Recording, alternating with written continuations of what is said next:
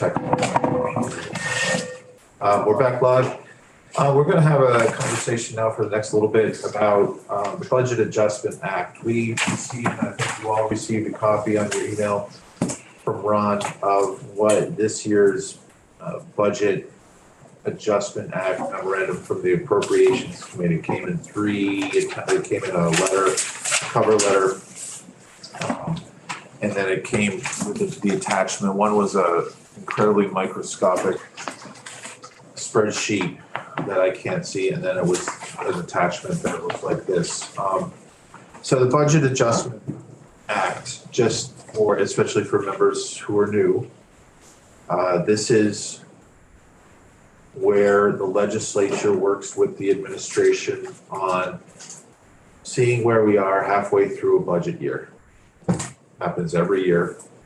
There's in years past, it's been how are we going to deal with a deficit or anticipated that deficit. In more contemporary times, because of the amount of federal money that has been sent to Vermont, and the result of that, which is an increase in tax, the sales taxes, et cetera, and income tax.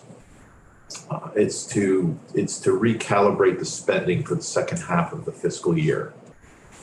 We receive this attachment, which is put together by the Appropriations Committee, and it is not everything that was highlighted in this is for our committee, and I'll go over what is specifically for our committee. The what we do, and this is posted on. You can take a look at it later. This is asked Ron to post last year's budget memo from our committee to the Appropriations Committee. And what we do is we take each suggestion. This is the administration's suggestions for the budget adjustment. We, of course, are expected to have an opinion, not just on what his proposals are, but what our proposals would be to utilize any extra monies that are available or that can be shifted. And we've already heard suggestions from advocates about, about should we put more housing money in, how much should it be? Again, with our shrunken portfolio, we have less to review here, but a lot of it is going to be about housing, and the idea of what Gus Seelig had said was there wasn't any housing money in this, and it's important to try to keep the steps of money going, and they'll come in. Gus and Chris Donnelly from Shetland Housing Trust will come in tomorrow when we review this again and give us more information about why they think there should be money in the Budget Adjustment Act. So our job is, before this Budget Adjustment Act hits the floor, which is tentatively scheduled for late next week, is to review what's in it for our committee, send that memo out to the Appropriations Committee. It's kind of in lieu of testifying, but it is just something that in the past, it's been very useful for the Appropriations Committee to have the Policy Committee weigh in. So if everybody could just take a look at the attachment page, what's got, with the highlighted material. Section 1 has nothing to do with us.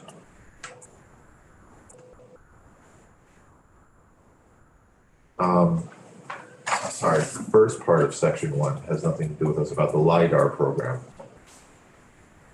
But the second part does, in the sense that it's related to how we've been addressing families or household experiencing homelessness. So the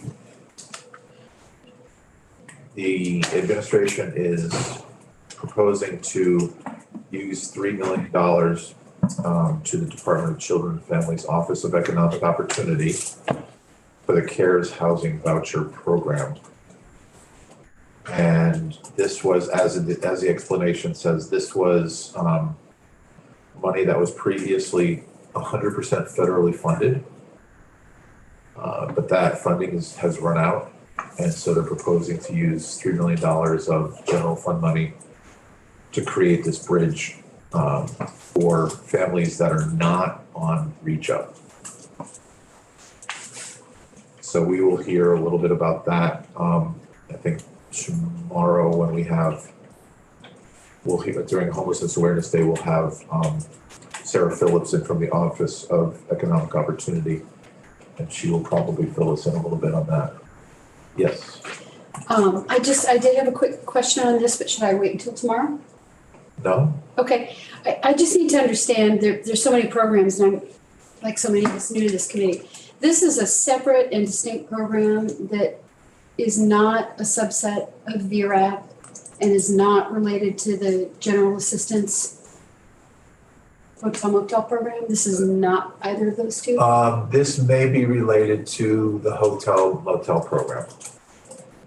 It doesn't say where the funds were coming from. So for the motels, for all of the folks that we've put in the motels, that has been with some match, especially early on. It's been money from FEMA, Federal Emergency Management Agency.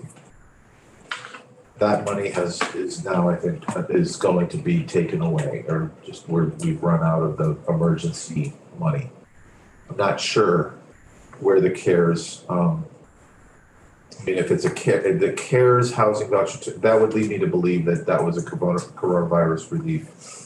It's not CRF money, but I think it comes from CARE. I think the acronym for the legislation at the time was CARES. We can get that clarified tomorrow. Okay.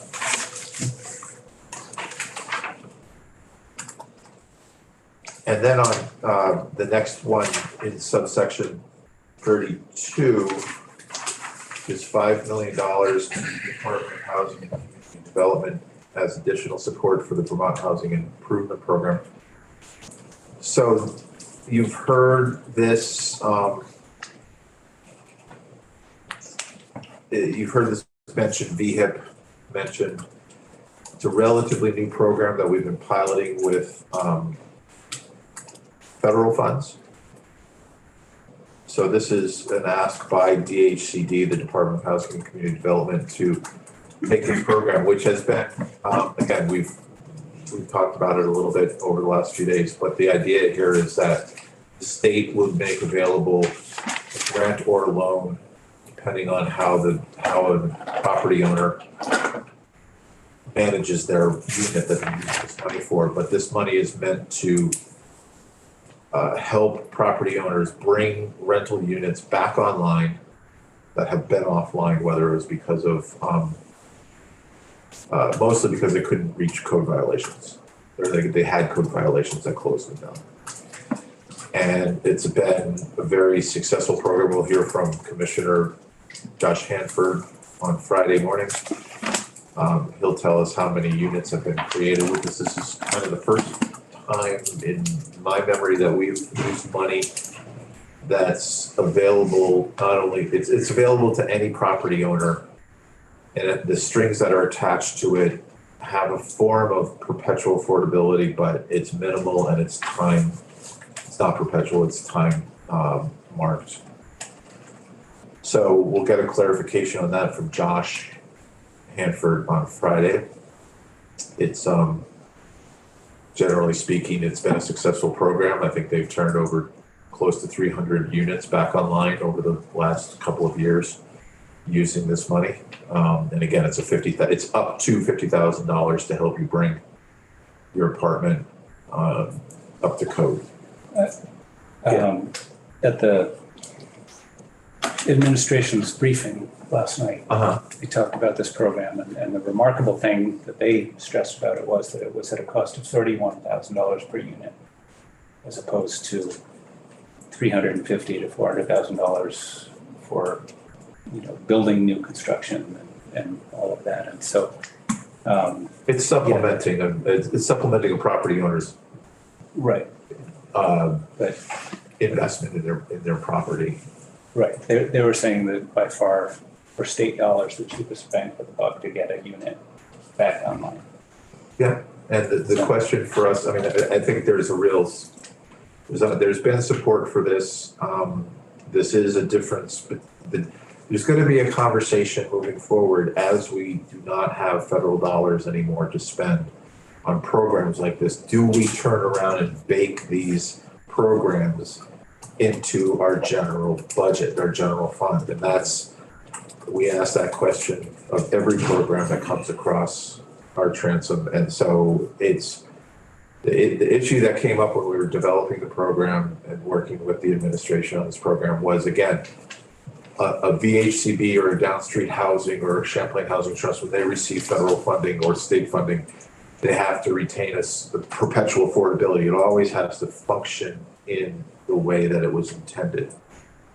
That's because it's taxpayer dollars. We're using now taxpayer dollars, whether they were federal or local, to do this program, which is successful. But the question is, do property owners get the benefit, a higher benefit from it than what's returned to the general population or the tenants that would be utilizing the space? So right now we have a proviso that says, if you accept this money, you have to first offer it to anyone who applies, provided they match up with you if they've been experiencing homelessness. The next level of focus would be on people making lower than, I believe, 80 or 60% of the area median income. And then if they can't find folks who fit those criteria, then they can apply for a waiver and have it be a market priced apartment. But there's different paybacks. And because it's not like millions of dollars, like we heard from VHC, this is $31,000 to somebody. How long should that requirement be was a big, long discussion. And so came up with 5 to 10 years, depending on if you want to take it as a loan, or take it as a grant. So it's a lot to encompass now, but we'll hear VHIP again and again throughout the course of the session. Just to clarify, there's a lot of information overload, and I just want to make sure that I'm processing it correctly. So this is only for, how does one determine, because we heard earlier last week that the landlords are, it doesn't matter how many units or whatever. So how does it determine the previous, is it only for previous units, or let's say there's a landlord that has a unit that was not up to code, but they now want that, to put that online? Does it apply to them, or does it only apply to the units that were previously marketed for rent, but then are now offline? And how does one document that if we're not tracking all of the units that are there? Does that make sense? I think so. Let me ask it to you. So you're asking that, does this apply to somebody who has units that have been offline that they want to bring back online versus? So let's say, I'm just trying to clarify if someone has units, right? A homeowner who is not previously listed as a landlord, but has properties available that can be brought up to code to be made available for housing. Is this accessible to them if it were not? Does that make sense? If it were not already rented? So the answer to that, again, that's a Josh Hanford question. It's a definite maybe, but it's generally meant for people who have properties. Like, it's not necessarily for conversions. Mm-hmm. That's what I hear you asking about. It's not conversions.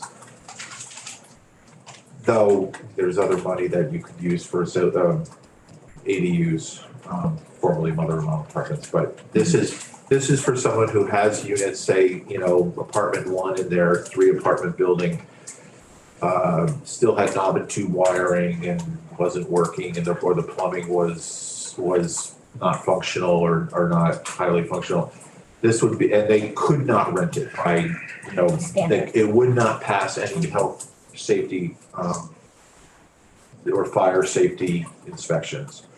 Then they could apply for this money. And there are limits, or the different versions that we've introduced, there were limits to how many any one particular property owner. And this is run through our nonprofit housing agency. So the money is there. And so they can constantly use Down Street because they're the local folks, but they if you had a property and you would go to them to apply. Mhm. And they would run your application through and, because they're the local people, they would know where roughly the neighborhood and they would help that property owner walk through some of these strings that are attached to make sure they understand. So, Thank you. so I generally don't have a problem with them continuing the program. And this is a concept that we as a committee will take up when we talk about more millions of dollars that we may want to add to the house, because there's no other housing in this BAA. So if we want to promote, to get our memo that we want to see more money for housing, then it's this kind of model that is important to keep in mind. That it's to keep the housing progress, such as it is, going, that we're funding.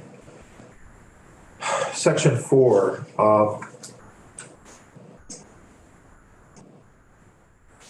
I don't know section 4 is about cannabis. So that doesn't come to us anymore. Never did, actually. Section 6. You'll see in the explanation, it says technical corrections to provide the position creation language that was inadvertently omitted from Act 128. So in the process of, this has to do with the Truth and Reconciliation Commission. And we had created temporary, what we call limited service positions so that they could have a staff. We heard about the commissions, the commissioners in the selection panel. This was language that was in the bill, but in its final printing as an act, this was omitted. So they're just putting it back in. It's not a substantive change. It was considered it's like a scrivener's error. It's just the material was part of the bill, but it hadn't made it into the act. So this is just correcting that. Section 24, you'll see of the amounts available from the American Rescue Plan Act, crossed out federal COVID relief. So we passed this bill last year. This was to make funds available for the manufactured home improvement and replacement program. And this is just saying, as the explanation says, a technical amendment to replace the general reference of federal COVID-19 relief with the actual fund source used for subsequent appropriations.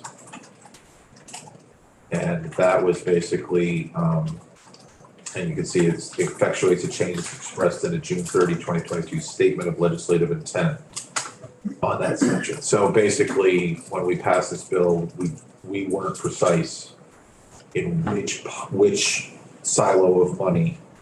One of the things that's made all of this accounting interesting for the appropriations committee and for people to deal with it is there's ARPA money, there's CARES money, there's CRF money, there's ERAP money, and then there's general fund money. And I think when this passed, they didn't know what pot to take it from, because it's a lot of that money can be moved depending on not just availability, but what the Treasury Department regulations are. And so the strategy has always been, if we can free up and keep free the general fund dollars are the most flexible money, but each of these funds have definitely some boundaries about how they can be spent. So the administration and the Joint Fiscal Council and our Joint Fiscal Office have been working together with a consulting group that tells us and keeps us in track of what the Treasury Department is saying the regulations are, which do change. So that's what that changes in section 24. Section 26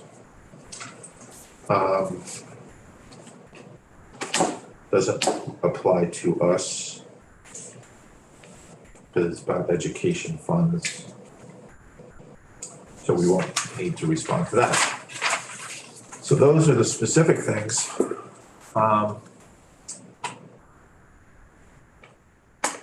Questions right now? We'll have a longer conversation on this tomorrow, I believe, right, Rob? Is it tomorrow we have it? Yes, sir.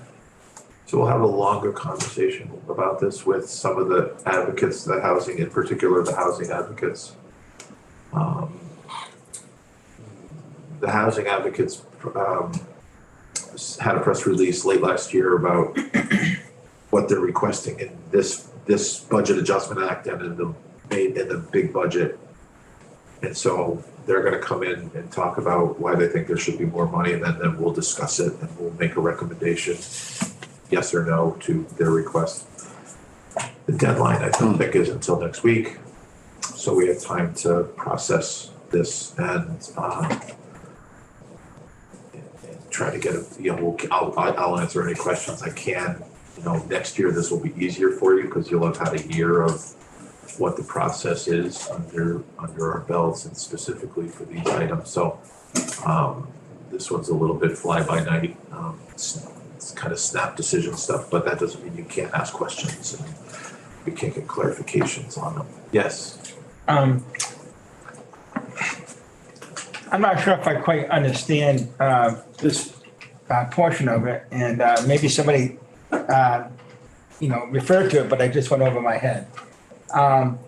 Let's say I have a apartment building that has 2 apartments in it, and I want to rent it out, but I can't because of the plumbing, electrical, whatever.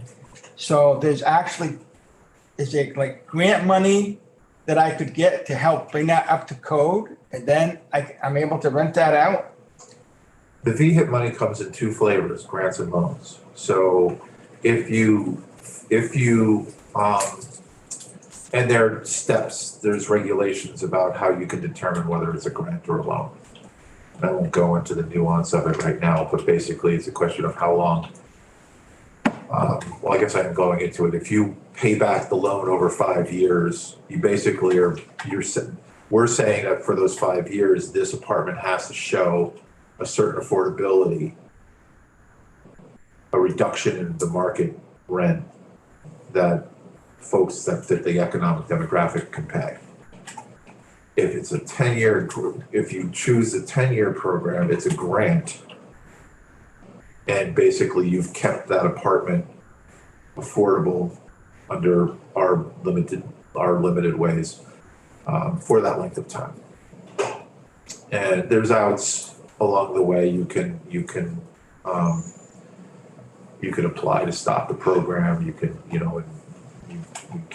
have to pay it back in full. But it's so there's 2 different ways of doing it. So if you were planning on living in your house for 10 years and you wanted to rent it out, you could ostensibly get this $50,000 up front and make the renovations. It's not supposed to be sole renovations. It's supposed to be, if not for this, you would not have been able to bring this back online. So it's an attempt to recognize that construction prices and renovation prices, the costs are somewhat difficult, especially up front for people. But it's to bring the units back on and to try to make them available to people who need them. I mean, everybody who wants an apartment obviously needs one, but it's trying to add that concept of affordability to lower income Vermonters first. Yes. And do you work with the housing authority or your regional housing authority to find appropriate eligible tenants? The landlords will, I'm not sure if it's an option. I think it's an option that they would be working with their local nonprofits, not the state housing authority. Okay. But their local nonprofits who have a financial literacy training programs. They have other programs that, they're just the ones where most of this information lies in the first place. Yes. I was just gonna say, a lot of times it's tenants going to different landlords or different property owners saying, I'm working with this nonprofit, or even the nonprofit will call them specifically and say, hey, I have this individual, this is kind of their scenario. Is this something that you're able to do? So in these circumstances, we definitely, as property managers, rely heavily on the nonprofits in the area.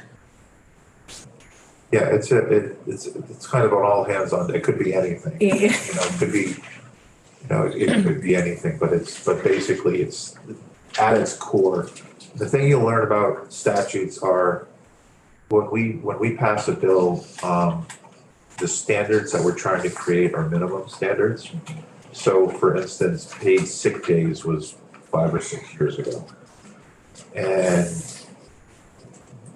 they were earned sick days, so you had to work a certain amount of time and you got credit for a certain amount of days. And when the bill was first passed, it was 3 days was the maximum, and then it was 5 days. But those were minimum standards. All statutes said there's an implication that you can offer more at all times. So an employer could have offered a paid leave program at any time. Paid sick day. We'll give you 5 to start. We'll give you 7 to start. Whatever it is. But we created a program that at the very bottom of it said it took a year for you to accrue these hours, and you had to use them. You didn't get paid for them if you didn't use them, like vacation time. So it's similar. It's similar here. There's people can spend more than $50,000 on a program to improve their property, but this is what we're offering. And again, we've settled in. I don't want to say it's the price of renovating any particular room, because a kitchen could be $50,000 in a minute. A bathroom could be $50,000 depending on the plumbing and the electric. So, but it was meant to entice property owners, and by including the nonprofits, trying to offer them some support, because people at the lowest economic thresholds tend to be very difficult tenants. Period. And so there has to be support services. That's part of the 3-legged stool that we talk about. So it's and after people fulfill their requirement, kind of like what HUD did for 30 years, we're saying 5 or 10 years. Because it's only $30,000 to $50,000. It's not millions of dollars. So that's what that is. So VHIP is. I mean, again, it's. Commissioner Hanford will sing its praises out loud this Friday, because it was a program that started coming out of his shop, also in conjunction with a piece of legislation that sort of passed last year. So that had been several years in the making. But again, the other question is, do we use general fund dollars? Or are there any more government funds left that would qualify for this? And that's a question for Commissioner Hanford.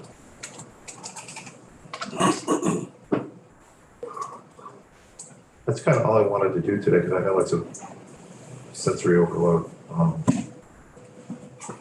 But this is kind of an every year thing that we do halfway through the fiscal year.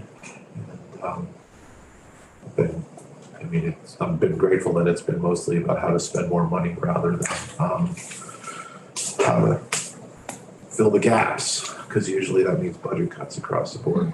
So having the federal dollars has been a blessing and a curse, but it's created a lot of housing, and we want to create we need to create a lot more, but the government itself can't be responsible for all building. It just needs to create the tools to make people want to build more. Deal with that all session long. All right, so I don't have anything else for this morning. I guess we could walk on.